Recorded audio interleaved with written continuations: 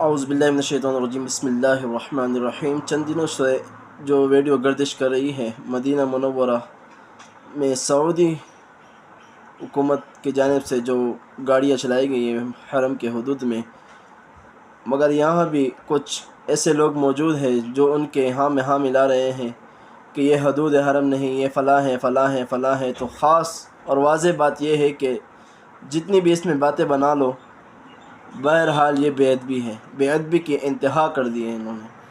اگر اس معاملے کو بالکل چھوٹا سا سمجھا گیا، اس پر سوشل میڈیا پر آواز نہیں اٹھائی گئی، تو پھر انتظار کرنا اسی طرح ایک ایک کر کے گستاخی کر کے مسلمانوں کے جذبات دیکھے جائیں گے، اور پھر آہستہ آہستہ گنبد خضرا کو ایسا نہ ہو کہ گرا دیا جائے۔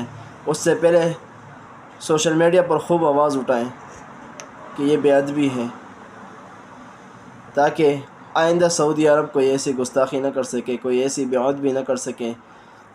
اس پر علامہ ثاقب رضا مصطفی کا بیان وہ بھی ذرا ملاحظہ فرما دیں، وہ بھی سن لیں۔ یہ کل وہاں جو ہوا، کیا اس در پہ یہ تمہیں زیبا تھا کہ یوں کرتے؟ وہاں اپنی سانسوں کے شور کو بھی کنٹرول میں رکھو۔